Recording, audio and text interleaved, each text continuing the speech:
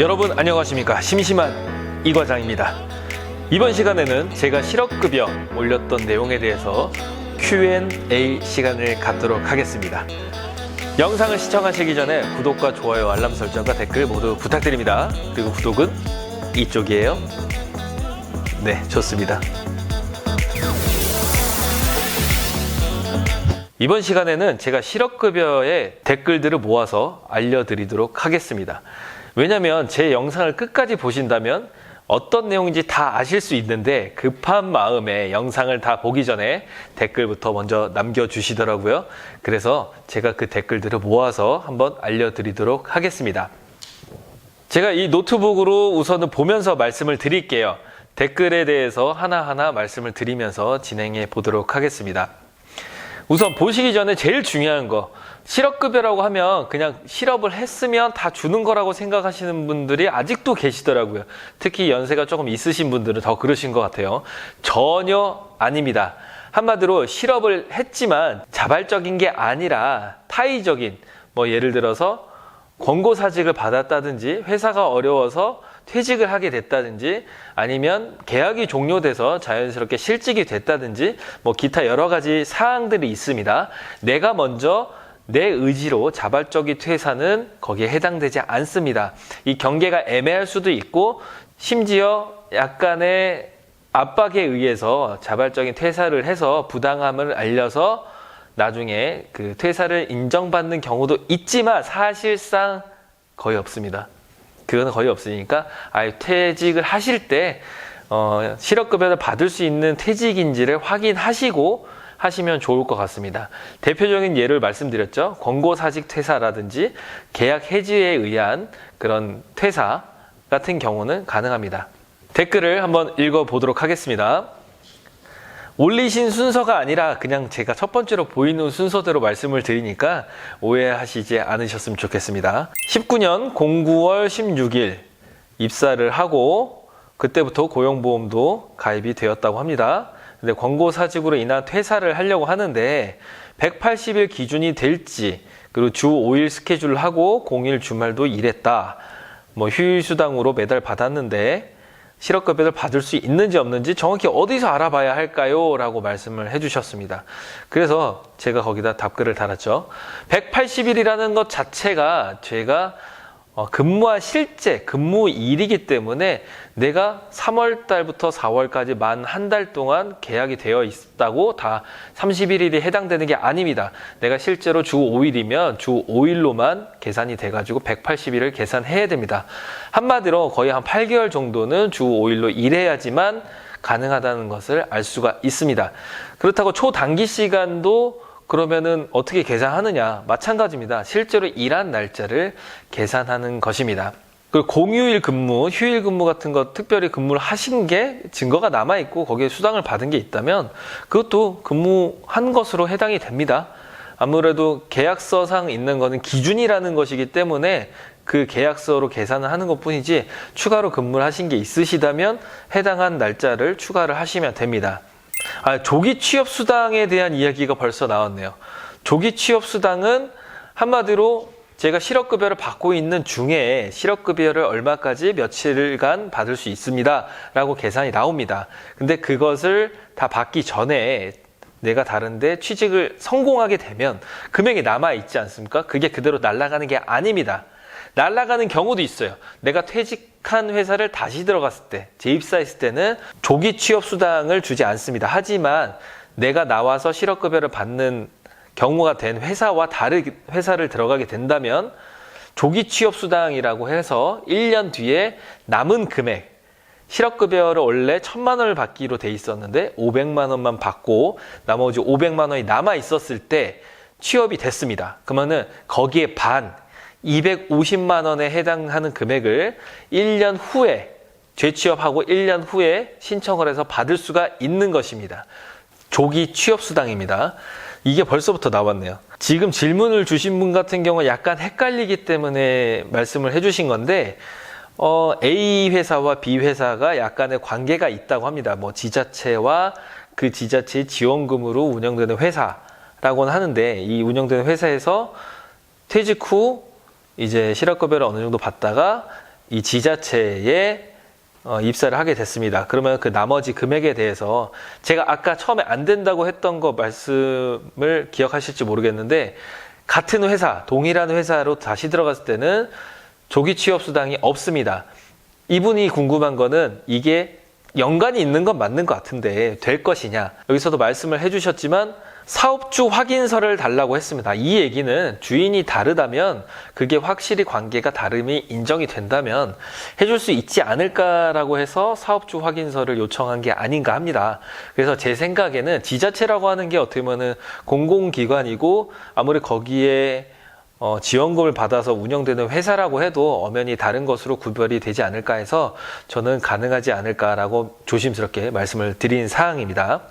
그리고 다음 거 보니까 실업급여를 받는 중에 인터넷 글 작성이라든지 대리운전이라든지 이렇게 수익을 받는 게 불법 수급 처리가 되냐? 네, 그냥 받으시면 불법 수급 처리가 됩니다. 그 얘기는 무엇이냐? 원래 버시는 것도 버시는 거고, 수급은 또 수급대로 받으시니까 불법이 되는 거고요. 수급을 받는 도중에 단기간 그리고 소액으로 이제 받는 게 있으시다면 신고를 하십시오.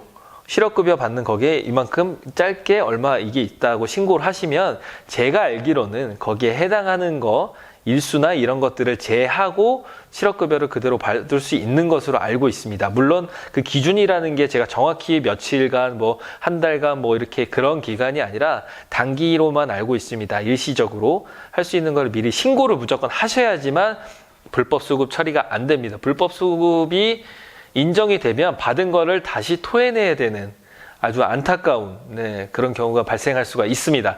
그래서 무조건 소액이라도 받은 게 있다면 신고를 하셔야 됩니다. 그래서 처음부터 실업급여를 받으러 가시고 교육을 받으실 때 그때 확인도 가능하지 않을까 물어볼 수도 있겠고요. 저는 그렇게 생각을 합니다. 그리고 다음 댓글에 주말 알바에 대한 이야기가 나왔습니다. 주말 알바를 몇십 시간 했으면 3일치가 인정되는 것이냐. 그렇지는 않아요. 추가로 근무를 더 하셨더라도 그 해당하는 일은 하루치가 됩니다. 아까 처음에 말씀을 드렸지만 초단기 근무 시간도 180일을 충족하면 받을 수 있습니다. 근데 생각을 해보시면 일주일에 두 번이나 세 번 이렇게 나가신다면은 180일을 채우기가 굉장히 힘들겠죠. 그래서 기준이 초단기 시간 같은 경우는 24개월, 2년 안에 180일을 채우면 충족이 됩니다. 이거를 먼저 아셔야 되겠죠. 그 전 회사에서 10년을 근무했고 그 다음에 다른 이직을 바로 해서 몇 년을 더 근무했고 이런 얘기가 나왔습니다. 네, 합산해서 실업급여를 받을 수 있습니다. 단 이직 확인서라든지 나머지 확인서 같은 게 필요할 수는 있어요. 전직에서 전 회사로부터 그런 것들을 요구할 수는 있기 때문에 사실 퇴사를 하더라도 기분 나쁘게 퇴사하면 요청하기에 많이 껄끄럽겠죠. 네, 물론 달라면 주게 돼 있습니다, 법적으로. 근데 너무 욕해놓고 나오면 그쵸? 우리 좋게 헤어지더라도 좋게. 아까 얘기했던 거 굉장히 비슷한 댓글이 하나 있는데요. 초단기 시간, 주 15시간 미만인 거, 그것까지는 다 인정을 하신 것 같아요. 어떻게 해야 되는지. 근데 퇴직금도 받을 수 있나요? 라고 말씀하셨는데 퇴직금은 발생하지 않습니다. 네, 주 15시간 미만의 경우 퇴직금이 발생하지 않는 걸로 알고 있습니다. 이 점은 잘 알고 계셔야 되고요. 그리고 알바도 퇴직금이 발생됩니다. 이 부분 꼭 받고 나오셔야 돼요. 내가 어디 유명한 프랜차이즈 업체에서 1년을 일했는데 단기 시간이긴 해도 초단기까지는 아니고 주 15시간 이상이면 퇴직금이 발생됩니다. 알바가 퇴직금이 어딨어? 라고 생각하실 수도 있는데 아닙니다. 있습니다. 알바를 그 정도로 오래 하시는 분들이 많이 없기 때문에 이런 것들이 잘 안 알려졌습니다. 그래서 알바를 하시더라도 1년 이상 하게 되면 퇴직금이 발생된다는 점 꼭 아셨으면 좋겠습니다. 이번 댓글은 하한액에 대한 문의가 있었네요. 일용직도 하한액이 61,120원이냐? 결론만 말씀을 드리면 8시간 기준으로 61,120원은 직종과 상관없이 동일합니다. 그렇기 때문에 본인이 어떤 직종인지에 따라 달라지지 않음을 말씀을 드리고요. 달라지는 기준이라는 거는 수급일 자체는 나이나 이제 근속 연수 이게 달라지는 거고, 금액 같은 경우는 실제로 받았던 전원 3개월 간의 급여가 높다면 하한보단 높게 잡을 수도 있겠죠. 이번 댓글은 굉장히 안타까운 댓글입니다. 음식점 배달업을 하시면서 매달 20만 원씩 4대 보험을 가입해서 하셨대요. 근데 먼저 사직해도 실업급여를 받을 수 있느냐? 네, 먼저 사직하시면 안 돼요. 말 그대로 계약을 하시면 계약이 종료가 됨으로써 퇴사가 된다든지 아니면 권고사직을 받아서 말 그대로 사직을 하게 된다면 가능하지, 본인이 자발적인 퇴사 같은 경우는 안 된다고 보시는 게 맞습니다. 배달업 하시면서 4대 보험을 하셨다는 건 굉장히 대단한 것 같습니다. 뭐 어떤 사연이 있는지는 잘 모르겠습니다만 먼저 사직을 하면 안 되기 때문에 그런 점들은 꼭 기억하셨으면 좋겠습니다. 고용보험 가입기간이랑 중간 퇴직금 정산이랑 관계가 있나요? 라고 했습니다. 네, 전혀 상관이 없는 내용입니다. 퇴직금은 말 그대로 그 회사랑 쌓이는 거고, 고용보험 가입기간 같은 경우는 그거랑 별개로 연결이 되는 거기 때문에 제가 알기로는 상관이 없습니다. 실업급여 기간이 만료 후 취업을 하지 못한다면 혜택은 없나요? 실업급여의 혜택은 거기까지입니다. 하지만 취업을 하기 위한 교육 프로그램이라든지 이런 것들은 따로 있습니다. 뭐 디딤돌 뭐 취업인가요? 뭐 그런 것들도 있고요.